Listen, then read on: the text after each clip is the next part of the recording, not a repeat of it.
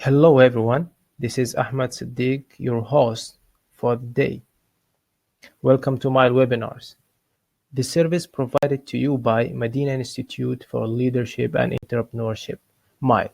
MILE is a non-profit institute as initiative from Knowledge Economic City.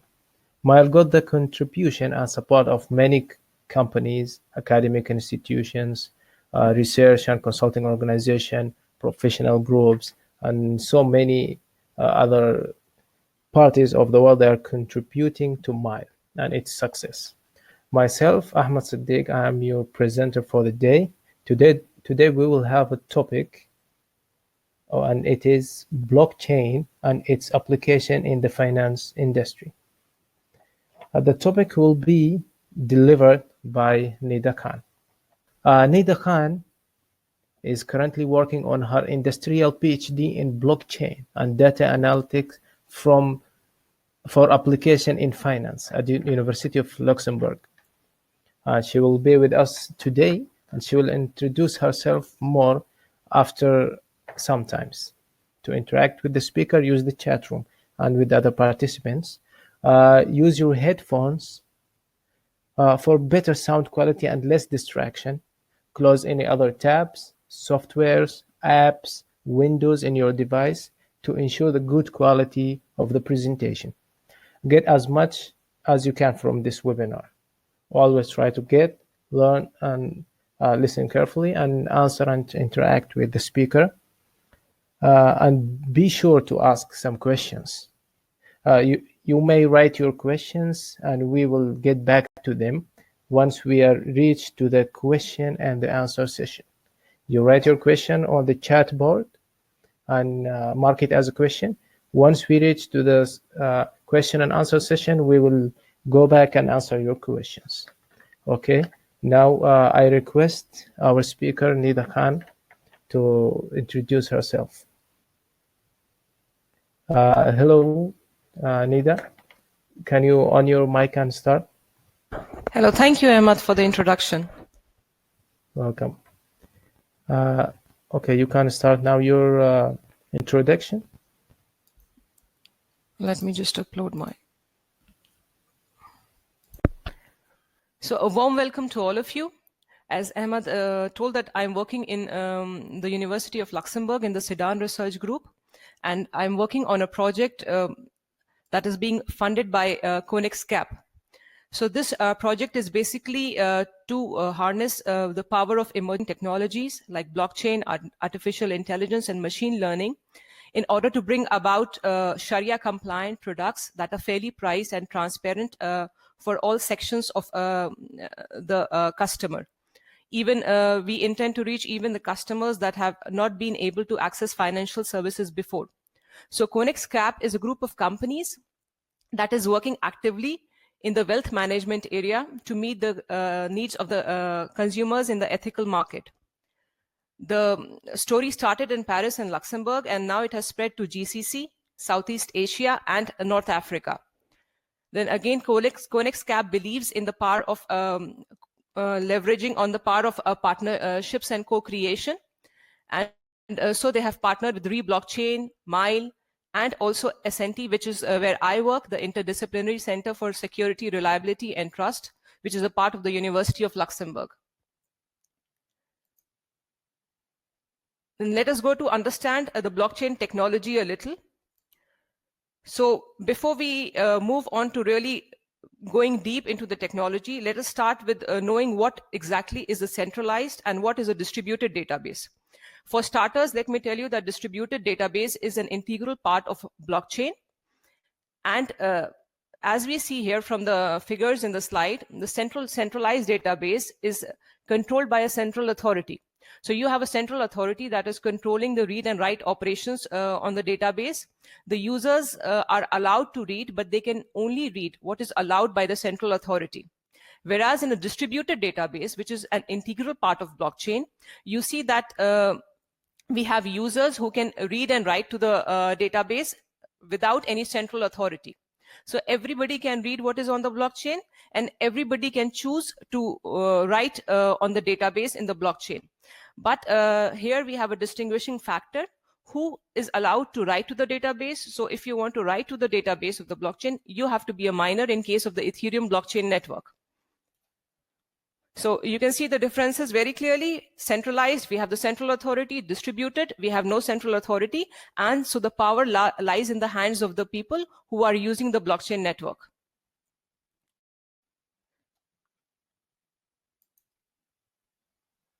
Now, let us talk about blockchain a little. What exactly is blockchain? So as you can see from the figure, blockchain is a P2P network, and it consists of the distributed database of transactions. So I mentioned the distributed database before. Now let us concentrate on the P2P network a little. You see that the blue circles here represent the nodes. The nodes are the people, or you can say the computers or the devices that are participating in the blockchain network. And the green lines represent the flow of information between these nodes. So for example, one user sends a transaction to another user, or maybe he sends money to some other user, then this information will be sent to all the nodes in the network. And this information is the one that is eventually added to the distributed database. And this distributed database that you see on the right-hand side is an ever-increasing and expanding database. Let us now concentrate on the right-hand side of the figure, which consists of blocks. And this is this is the origin of the name blockchain, you know. This is from where the name blockchain comes. So like you see, we have 3 blocks here right now, and block 1. So a block can contain 0 or more transactions. That depends on how many transactions have been added in a block.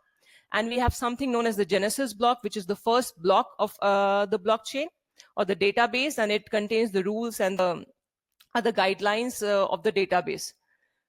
Now, we have something known as the header in a block that contains all the information related to what transactions are in the block, what is the timestamp of the block, like what was the time at which the block was added to the blockchain network. And also it contains a reference to the previous block. So you have a chain of blocks, which with each block referencing the previous block, and the previous block is called the parent. Now, let us go back again for some time and see. As I said before, that anybody can become a miner to add data to the blockchain network. Now, when anybody can become a miner, who will eventually add data to the blockchain network?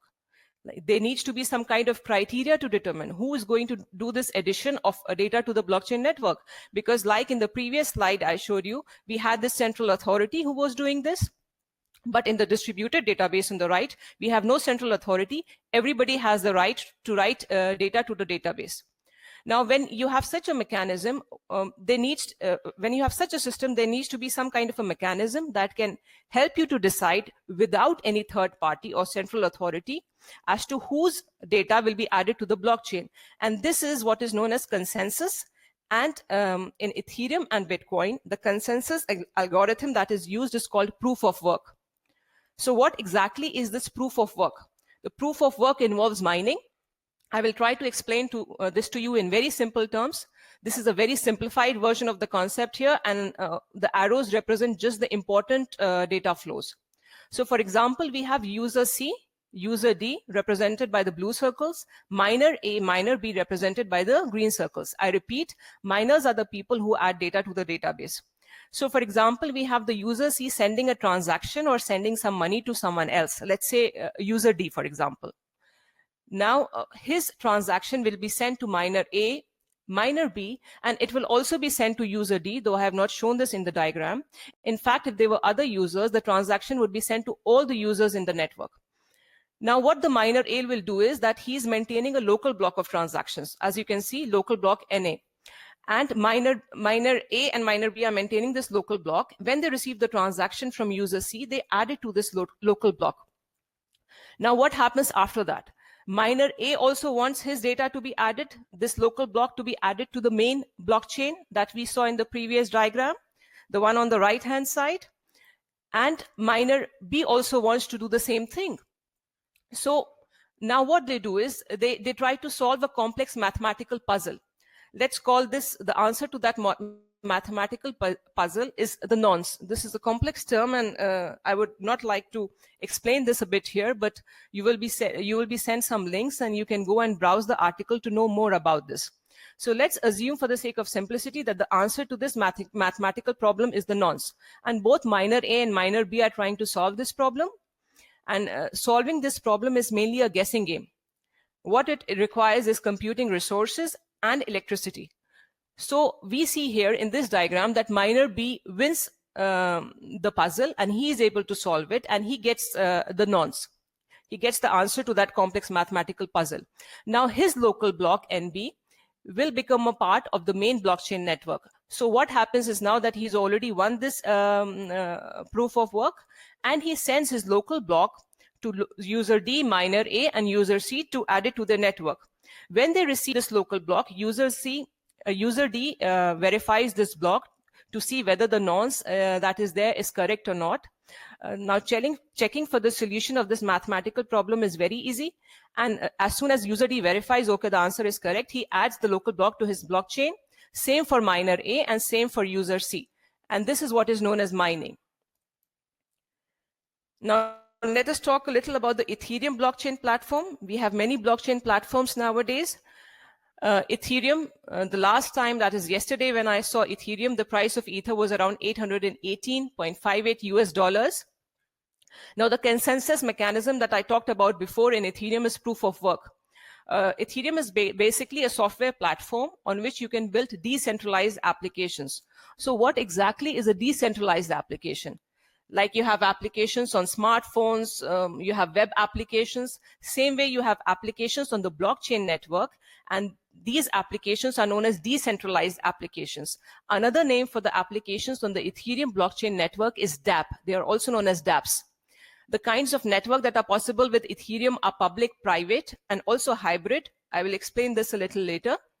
And the applications that can be run on Ethereum blockchain contracts, cryptocurrency. Cryptocurrency is a digital currency in which encryption techniques are used to control the generation of the units of currency without the use of a central bank. Then, as I talked about the application, then we have the programming language in which the application or the smart contract is written. Then we have an execution environment. I don't think this would interest you a lot. This is mainly for the developers. Then a very important point to note here is that Ethereum achieves around 15 transactions per second. This is a very, very low rate of transactions per second, and that is why it's really a problem for people to think of deploying applications on Ethereum in which lots of transactions would be needed. So Ethereum has scalability issues. Now, let us talk about Ethereum wallets. I'm sure many of us or most of us know what is a wallet. So basically the two most important component of a wallet is that private key and the public key. So the public key, if I want to draw an analogy, I can say that the public key is equivalent to your email ID, which you send to everybody so that everybody can send you an email.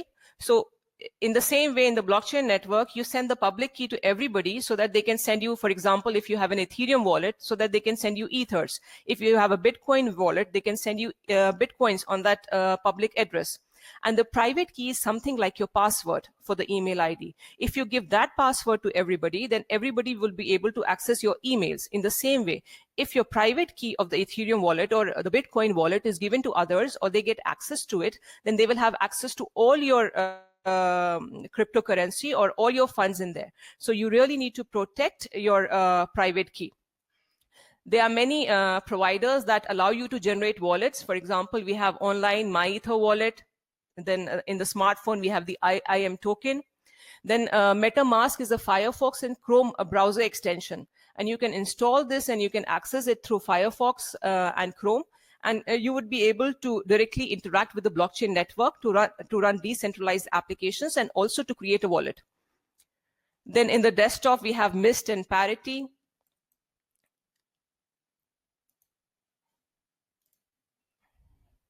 Now, what exactly are the applications that are in use in the Ethereum blockchain? So far, there are 1,004 decentralized applications that have been built for Ethereum, which are in use. And you can have a list of all these applications and know about them when you go to the state of the dApps. So I'll give you a few examples. So we have Digix. With Digix, you can own, save, and transact gold in tokenized form. Then you have Uport, which provides a secure identity management system. Then you have Ithlance, which is a freelancing platform. In fact, it is one of the first job marketplace platforms built on the Ethereum network. And Akasha is a social media platform built on blockchain. Then these are some important and very pertinent news that I came across that I would like to share with you. The United Nations is using Ethereum's technology to fund food for thousands of Syrian refugees in Jordan. So this is a very, very important use case for Ethereum. And what they are doing is that they are using iris recognition, like biometrics, to recognize the refugees, to give them money in exchange for the tokens that they get.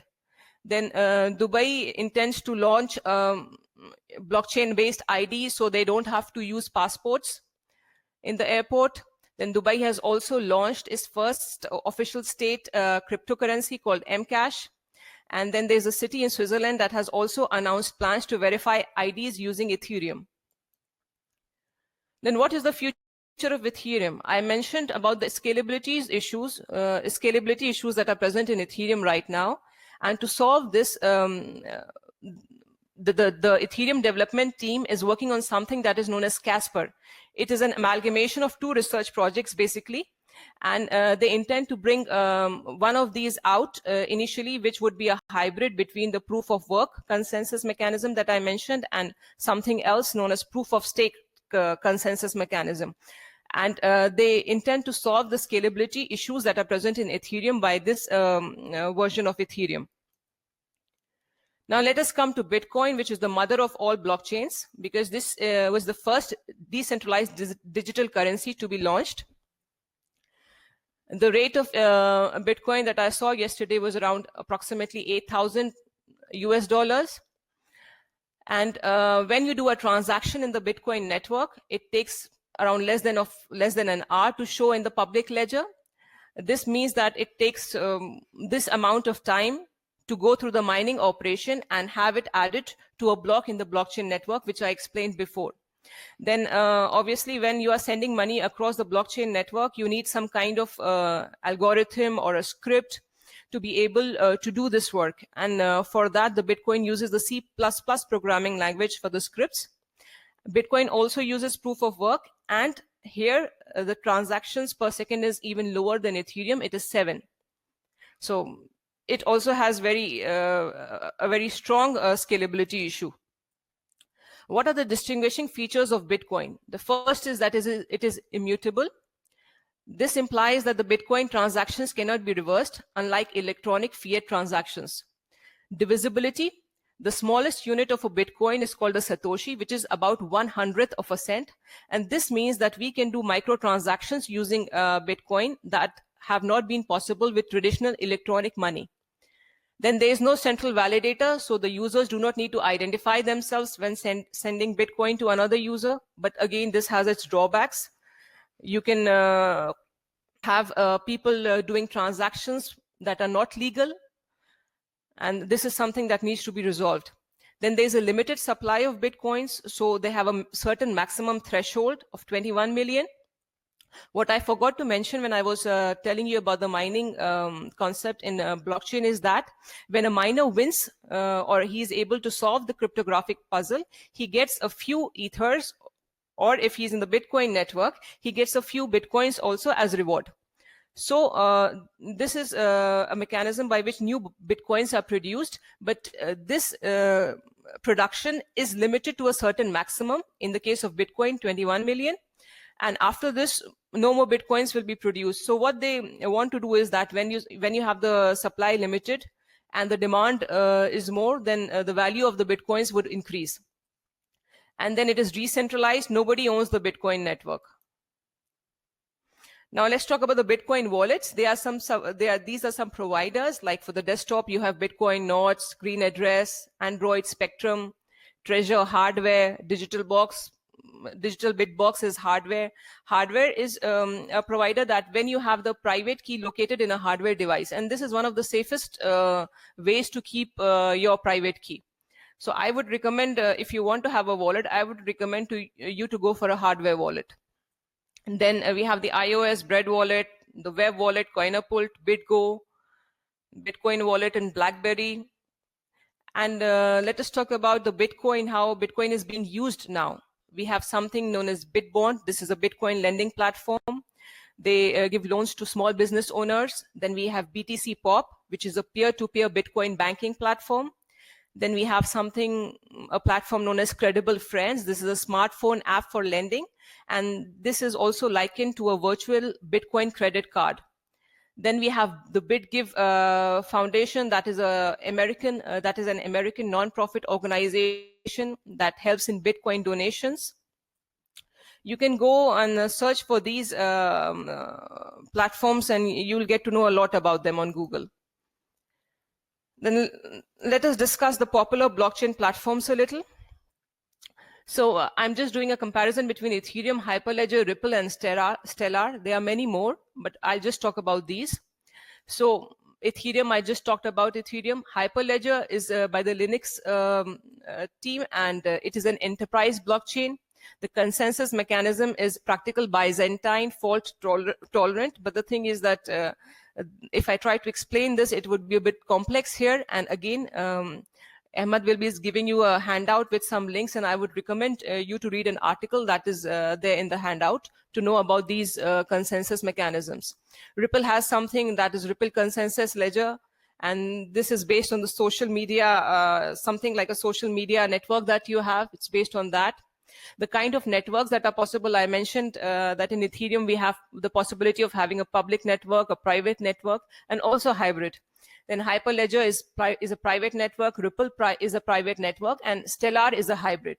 So what exactly is a public blockchain network? A public blockchain network is the default one that I explained in the beginning, in which everybody can read the data and anybody can write to the blockchain by becoming a miner, or depending on the blockchain platform. For example, if it's Hyperledger, then he will have to become maybe a validator, one of the nodes that is authorizing the transactions. So it depends on the consensus mechanism.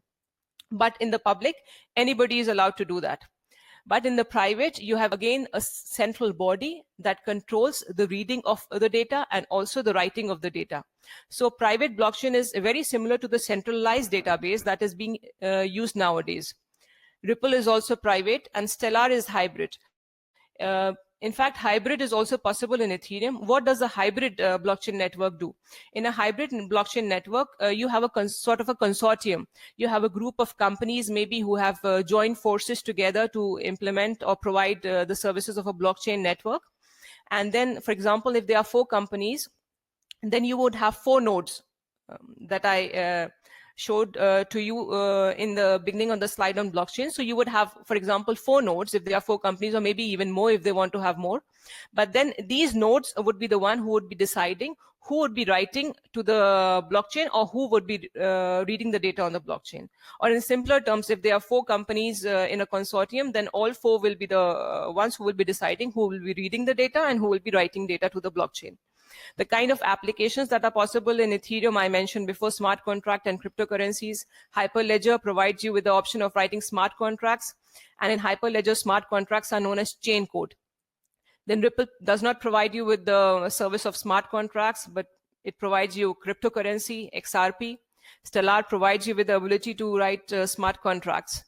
Then we have the smart contract languages and the execution environments. Now I wanted to show you, this is a chain code in Hyperledger. This is something that I had coded. It's in the programming language Go. So when I discussed the Zakaah case study, this code snippet or screenshot of a few lines of code represents the chain code that I had written to implement the Zakaah application in blockchain in Hyperledger. So before we move on to smart contracts, I would like to address some questions that you have related to the blockchain technology. Okay, then I will share the question that you are going to answer on the screen, and everybody can see that. Now, is it clear for you? Okay, so this is by Syed Azhar Hussain, distributed databases storage heavy. Yes, it is. This is correct, Azhar. Distributed database is storage heavy. Every block is duplicated. It's like all the people who are participating in the network, everybody needs to have a copy of the database so that they can read from the database and they can also write to it. And miners also need huge storage and computation for queries. That's right. The next question. Next question. Yeah, by Imran Beg. So do I need to read out the question or everybody can see the questions too? They all can see it. Okay. Yeah.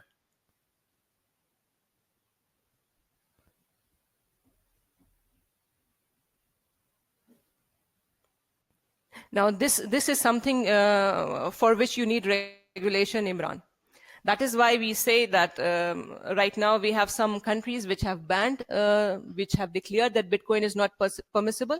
And this is one of the reasons. Because if this happens, that if the amount is deducted from the person's wallet and the ledger is updated, but the person does not get the cell phone, then there is no way that he can go to the law and say, okay, I did this, I want my cell phone, because it is not regulated.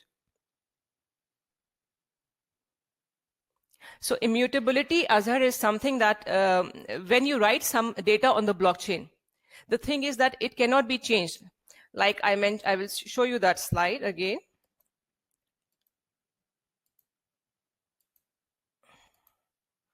So where do we have that slide on the main blockchain network? So I mentioned that every block in the blockchain, like you see this figure again. So you have this series of blocks. Every block has a reference to the previous block, which is called the parent. So when this reference exists, the thing is that if you try to modify any transaction in any block, if you try to manipulate any block, all these references will become bad. And it will immediately be seen that this block has been tampered with.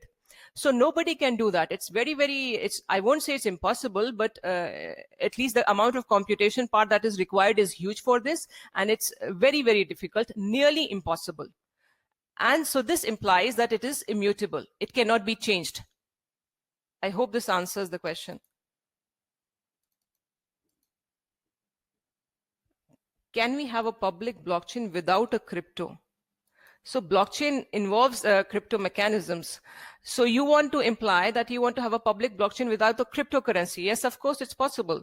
I mentioned some blockchain platforms which do not give you cryptocurrency. In fact, even if they provide you with cryptocurrency, you have the option not to use the cryptocurrency. So for example, if you're using Ethereum, you can use the Ethereum platform with just the smart contract without using the cryptocurrency. So next question. Will be okay, so we can move on to smart contracts now. It's okay? Yes. If you have a question, just write and comment your question, and we will get back in the next session. Okay, so I can start now. Yes. So a smart contract is a computer protocol that is intended to facilitate, verify, or enforce the negotiation or performance of a contract. So in simple terms, what I can say is that smart contract is something that is written in programming language, but it performs the same function as a legal contract.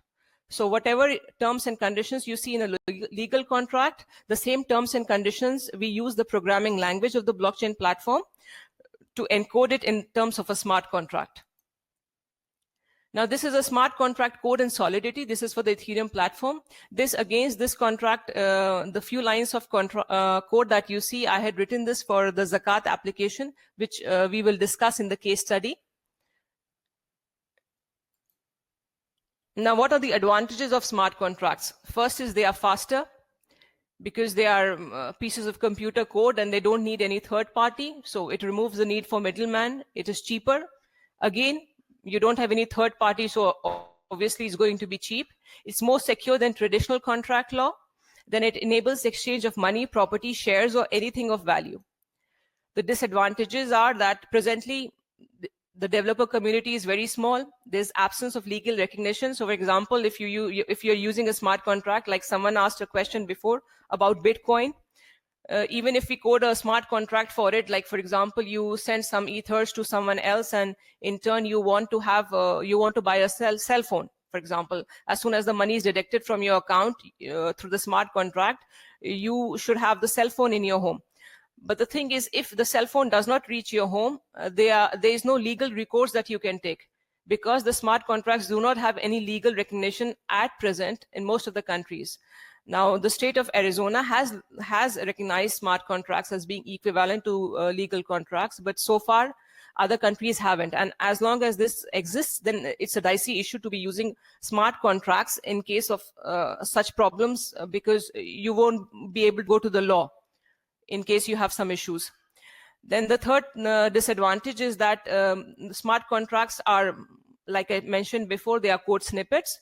They are in the programming language of the blockchain, and it's difficult for people, normal people, to understand who are not aware of the programming language as to what has been written. Legal contracts, all of us can read, okay, these are the terms and conditions, okay, I sign this. But the smart contract, you don't understand. So you have to rely on what the programmer tells you. This is what I have coded, and you have to believe him. Then the second issue is that even if the smart contracts gain a legal recognition, then different countries would have different legal laws. And so having something like an international application based on smart contract would be a bit difficult compared to having customized applications catering to different regional locations. Now let us study the Zakaah Decentralized App that was developed by the research team here at SNT. I'm the PhD candidate of that research team. I think I forgot to mention this. This research team, which is being funded by Conexcap. So why did we choose this use case? Basically, Zakaat is 2.5% of their wealth that Muslims have to give annually for charitable causes if it exceeds a certain minimum prescribed threshold. Our reason and our motivation for choosing this is that we feel that Zakaat has a very huge potential to remove poverty from poverty globally. Why? Like, we studied the annual reports of Islamic Relief UK, which is a Zakat platform which helps people to donate Zakat. And we found that like approximately 100.3 million pounds donated by Zakat helped 8.3 million people in 2015. And this amount of money represents just 0.063% of the lower threshold of the total Zakat that is collected annually. Now, we also saw that if, for example, 2,043 billionaires that are present in the world today, if we were to take 2.5% from their wealth or zakat from their wealth, although it's not all are not eligible, zakat is only obligatory on Muslims. But just for the sake of assumption, if we take this amount of money from the present day billionaires, then it would be able to reach 1.77 times the world's population. So this application, if it comes into implementation, it would have far-reaching effects on helping the needy and the poor of the world. What are the problems that we saw when we were studying the Zakat use case? We saw that there's reliance on third parties for payment. There's an absence of an easy way to give money. There's inefficient distribution of the donated money that deprives the ones in need. There's a compelling need for transparency. You donate the money through a platform. You don't know whether that platform is using the money for its own maintenance needs or some other purpose, or whether it is sending the money to the poor people. Then again, in the case of Zakat, like, of course, it is a donation, but because it is an obligatory action for Muslims, it has to adhere to some Sharia guidelines. Sharia is the Islamic law. And what are the research challenges that we saw for this? So we had to develop an innovative use case on a blockchain platform. Why was blockchain platform chosen? Because it offers transparency, because it frees you from a third party. There are no middlemen. You don't need third party or central authority, so you don't have to trust people. Then the second challenge that we found was that there was no similar work in academic literature or even a practical implementation that would help us in the decision process. So we had to design everything from scratch. Then after we had designed the application, what was important was we needed to check whether this application that is put on the blockchain network is able to meet the performance needs, or is it able to do the number of transactions that would be needed for this kind of an application. We have so many Muslims in the world, and the majority of the Muslims donate the zakat money during the month of fasting that is called Ramadan. So we needed to see whether the blockchain platform would be able to handle this or not. Then again, if it was not able to handle this, we had to propose mechanisms or devise ways by which this would be application would be able to handle mass usage. So this is what I will cover in this section. So basically what we came up with, the architecture that we thought of and that we coded eventually as a smart contract that I coded, is based on this. So all this that I will explain now is coded in the smart contract for Ethereum. Now we have the senders on one hand, the charities and the projects on another hand. All these people need to register to the Zakaah application that we have developed. And then we have the Waqf on top. So for people who are not aware of the Sharia laws and Islamic terminology, Waqf is a charitable endowment. And so the Waqf will be providing this application as a service for the benefit of humanity. The sender or the donor will register to the Zakaah application, and once it registers, it needs to buy something known as Zakaah coins or the Zakaah coins. These are tokens that we have introduced in the Zakaah application to free it from the fluctuations in the currency. And also we did not want to use ethers because again, using ether is a matter of doubt so far. The Sharia scholars have not just ether, even for Bitcoin and general cryptocurrencies, although as far as my view is concerned, I feel that technically there is no such issue in cryptocurrencies that make them non-Sharia compliant. But we need the verdict of the scholars on this. So we stayed away from using a cryptocurrency and we introduced just tokens called Zakaah coins, which have a fixed exchange rate. So for example, the donor registers, then what he needs to do after that is that he would buy Zakaah coins from the Waqf, which you can see on top. And this body then, for example, you might give $10 and in exchange you would get 8 Zakaah coins, something like that. So you have to pay certain fees on that. Again, the fees has not been decided till now. It will be decided by the organizations that would be implementing Conexcap, this application. So once they have the Zakaah coins, they can have a look at all the projects that they can donate the Zakaah coins to.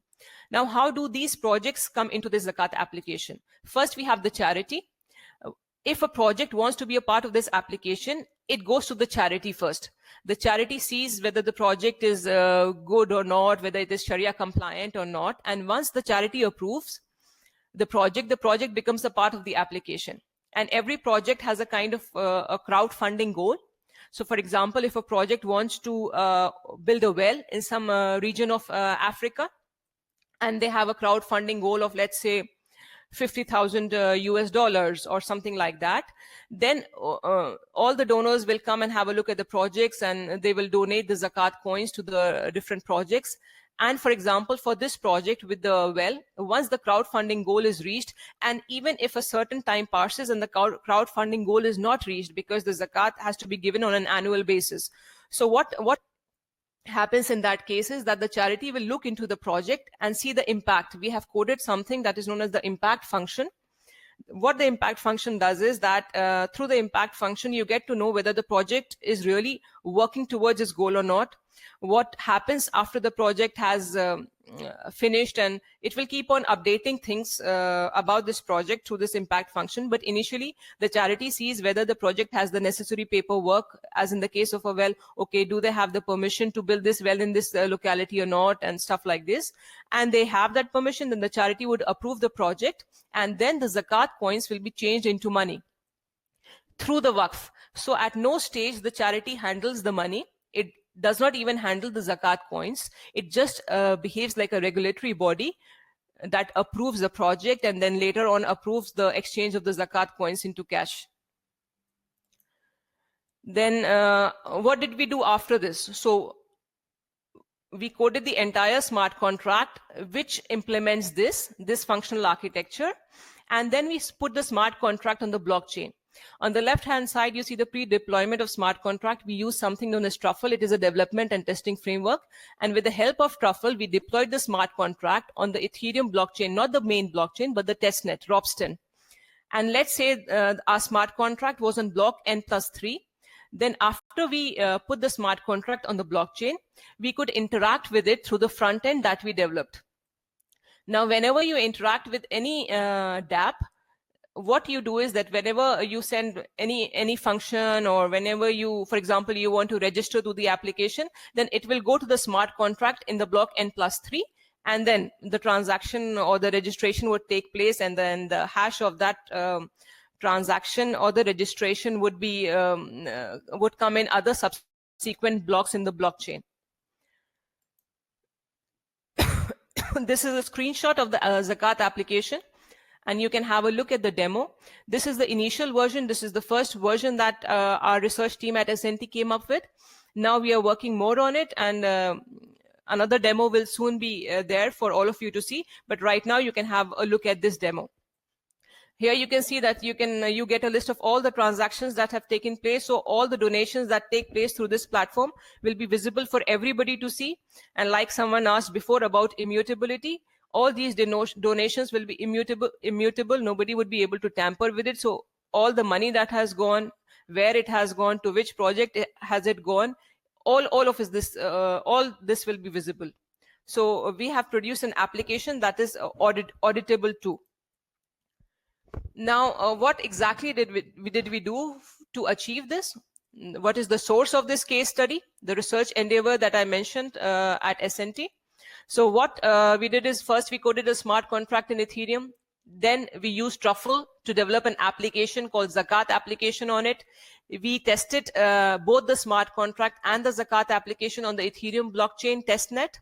Then we coded a similar implementation in Hyperledger, which is known as chain code for the Zakaah application. We conducted the same load and stress test that we exposed the smart contract in Ethereum to for Hyperledger, to compare the performance of the two blockchain platforms, to choose whether we should use Ethereum or whether we should use Hyperledger for mass scale deployment of this application. And the results of this were presented in the American University in the Emirates FinTech Conference in Dubai. And the paper has been accepted for publication in Springer, and you can have a look at this paper or read more about it on the link that is given here. So before I move on to applications of blockchain and finance, if you have any questions, please let me know. Actually, there are many questions. Do we start with the Zakaah question, or we start from the beginning? There are many. So I think it would be better to start with the Zakaah questions, because smart contracts, they can always go back to the article that will be in the handout, and they will have other resources to answer those questions. So I would like to take the questions on the Zakaah application. Okay, this is the first question. How will the Zakaah? So far, we have not implemented this. So we are just addressing the Zakaah that is paid through cash. Hamid. So next question.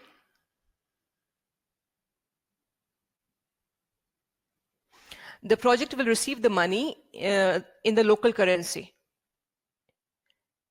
And how can the impact, the responsibility of the impact will be on the project. For example, you are a project manager, Majid, and you are handling this project. So it's your responsibility to upload the impact. For example, what you are doing with that cash. And if you fail to do that, then next time when you come to the application, we will not entertain you if you don't report what you're doing with the money. So obviously there's a degree of trust in this, but like I said before, this is the first version of the application, and the subsequent versions will be such that we would be able to reach the not just the projects, but the end consumers too. Hope this answers the question. But if you see there, no, I talked about the projects being according to the Sharia. So we are not going for the 8 categories, but we have just chosen 6 categories of the Sharia to donate the projects to. And we will divide the projects on the basis of these 6 categories of the Sharia. So you will know if your money is going to which particular category of Sharia you are donating your money to. It will be visible. When the project is registered, it has to indicate the category of Sharia to which it belongs. Next question. Majid, I cannot elaborate on the element of Waqf in the Zakaah app because it's not very clear to us. We are the research team, but the thing is, what we know is that the Waqf is the service provider.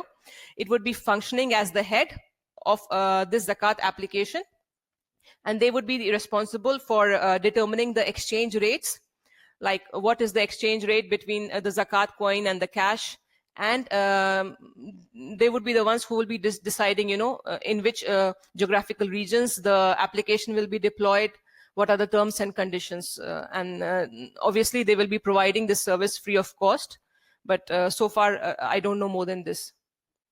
The next question.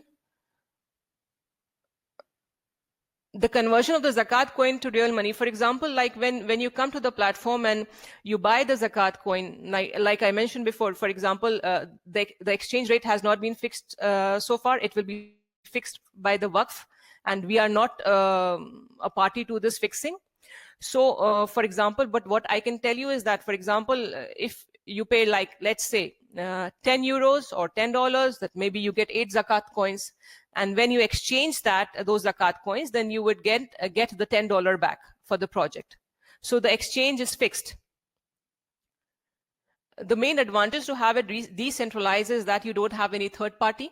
First is this, so you don't have to rely on charities.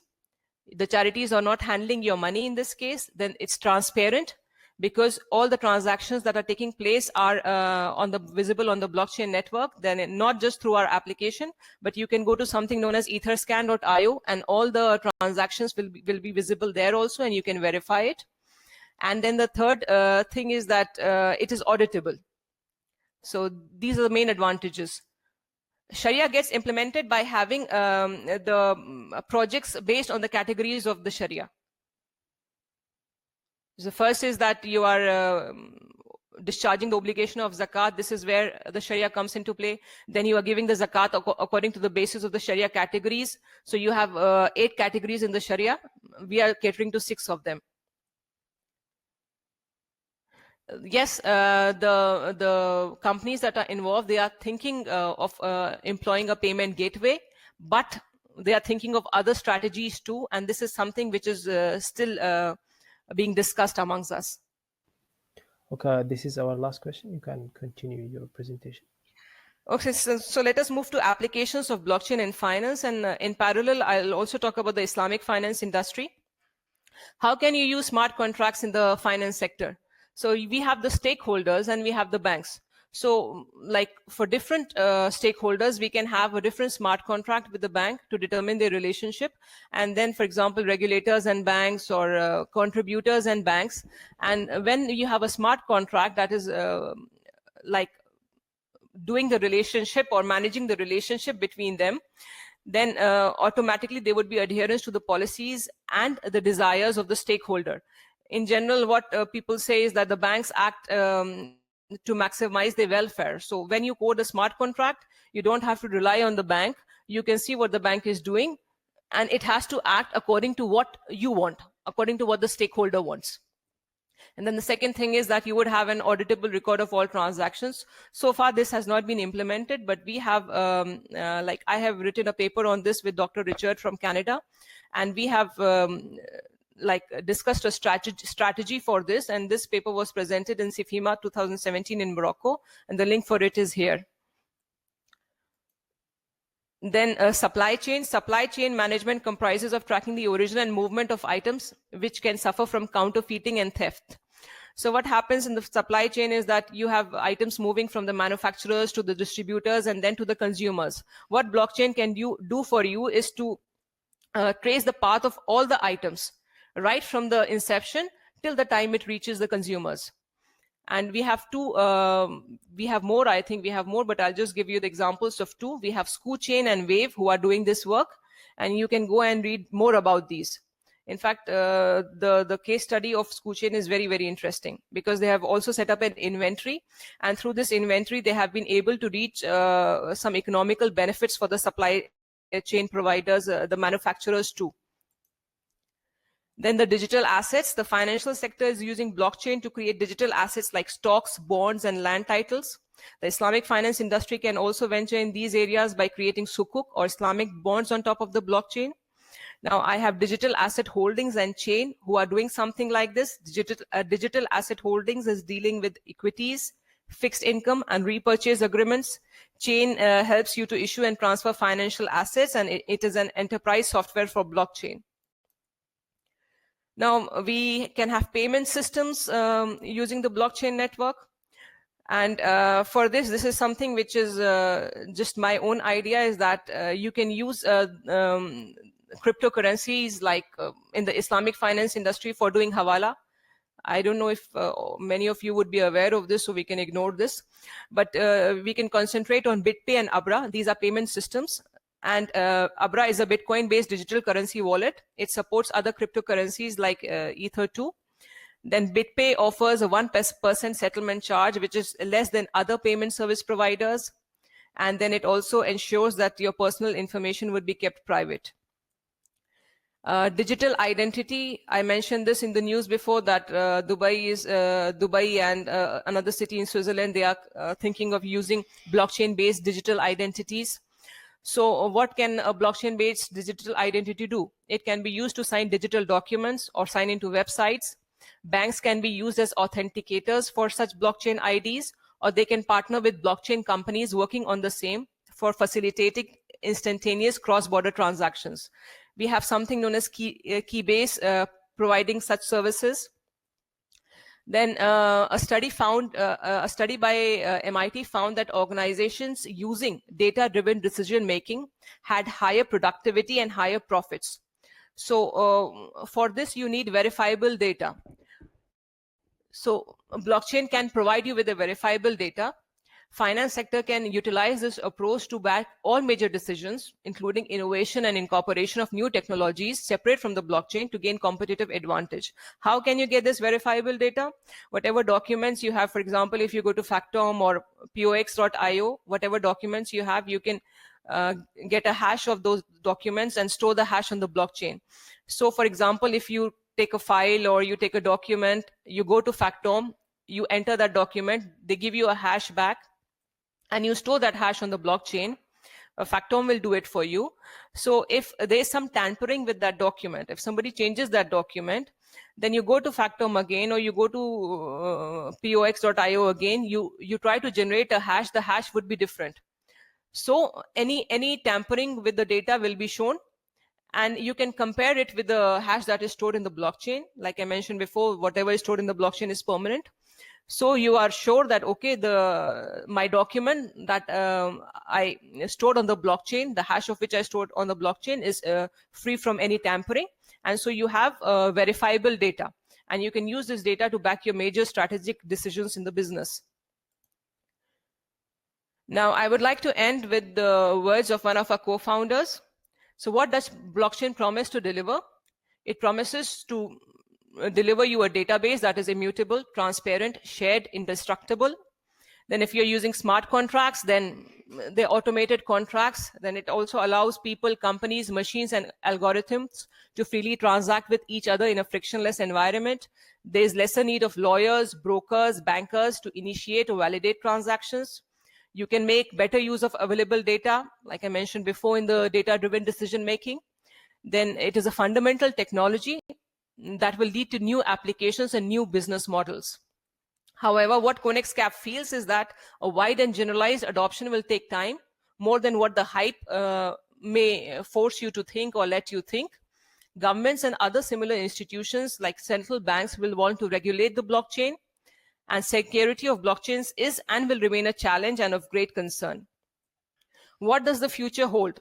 So here we have four demarcations. What is very likely, what is somewhat likely, and what is possible maybe one day. So what is very likely is that use of Bitcoin to transact with counterparties, firms using blockchain internally as an alternative to classical database or the centralized database that I mentioned before. What is likely, like not very likely, but likely, private blockchain to make more efficient transactions between partners and cross-border transactions, like, for example, the supply chain. What is somewhat likely, because it is more challenging, is the creation and wide adoption or use of cryptocurrencies, example, retribution of social media influencers or artists. And what is very, very challenging and might be a possibility one day maybe is identification or anti-money laundering, and wide adoption or use of smart contracts in place of legal contracts. So thank you very much for listening to me and for being so patient. And in case you have any questions, I would like to answer them now. Thank you very much. That was wonderful. I have more interest to know about Zakaah. I already did share the presentation with you all. You'll find the PDF shared. You can download the PDF to read more because some people just said there are some words that are not clear in the diagram. So you can go and review it again. If you have any question, please comment and we'll start with the Q and answer now. The first question, can we start from the previous question or does it have to be in the latest? No, it's okay for me, as you want. Okay.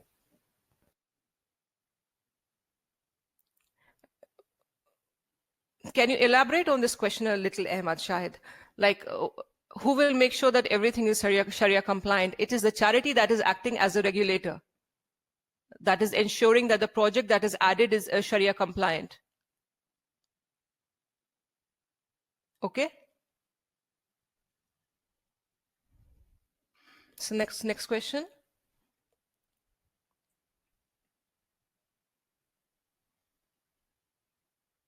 No, Hasnain, no platform is implementing blockchain for Hawala. This is something from my own imagination. And I would like you to go more deeply into this to know about it and to see whether it can be implemented or not, because this is something that I came up with myself. A smart contract is an integral part of the Zakat application because the entire application is implemented through the smart contract. All that I explained to you in the architecture, that is in the smart contract.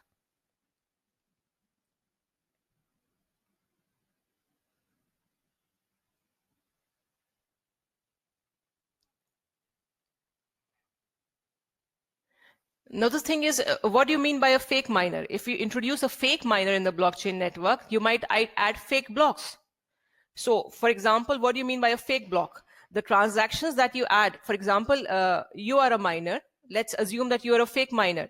You have a local block of transactions. You are adding transactions to it that those transactions need to be verified. And if, for example, you win, you are able to solve the mathematical puzzle, then your data gets added to the blockchain network. You send your block to other people in the network. Once they receive your block, they will also verify the transactions in that block. It's not just you who's verifying the transactions in the blockchain network. It's everybody in the network who's verifying your local block when it is added to the database. And if, for example, if somebody is doing something wrong, then it will be caught.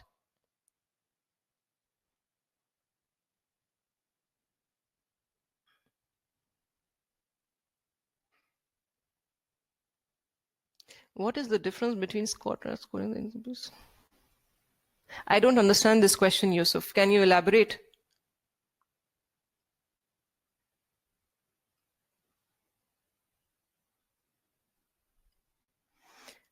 We need to regularize the blockchain if you want to use the cryptocurrency. Definitely, yes. This is what I think.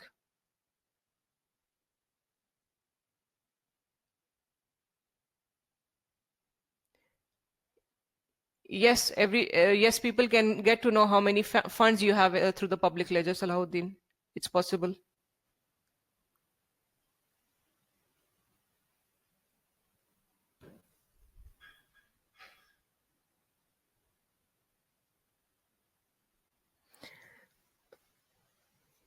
And global acceptance of Bitcoin, like if people do not accept Bitcoin, I don't think there would be any issue to the relevance of blockchain, because the Bitcoin is a digital currency. It's a digital payment system. You have other blockchain platforms. You can do global social finance or have applications for philanthropy through other blockchain platforms. You don't have to rely on Bitcoin.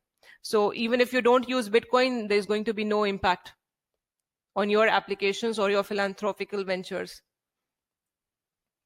No, every device that has the necessary computing power can do mining on for the blockchain network. What I can tell you is that when I use my normal laptop and I am doing mining, I can't use it for any other purpose.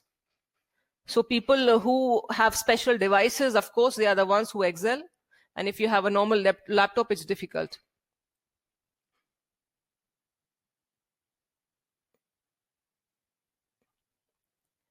it can be used for illegal activities like money laundering. Immutable means that the transactions that have taken place cannot be changed. Money laundering, like for example, if you use Bitcoin, Bitcoin is anonymous. You have the account addresses, you don't know the people, no KYC has been done behind it, it's not regulated. So if somebody is sending money to someone for wrong purposes, there's no way to see it. If somebody is indulging in money laundering, there's no way to prove it. You just have an account address. And you would have to go into more scientific concepts to find out, okay, to which person does this account address belong to. So people are using this anonymity for wrong activities. Miners are also users of the network, Khwaja. So like for example, I'm a part of the blockchain network, I'm using the blockchain network, I can also be a miner. The difference is that if I'm only a user, I can read all the data in the blockchain network, but I cannot add data to it. You understand? I cannot participate in adding the data, but if I'm a miner, I can do that. Ethereum is also a blockchain platform. It's so all the advantages of blockchain can be had with Ethereum blockchain too.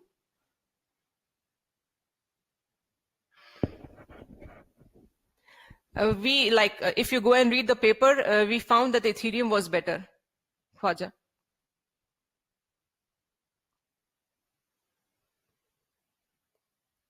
I think Ahmad will answer this. Yeah, we will record, the video will be recorded and it will be sent to your email by tomorrow, inshallah.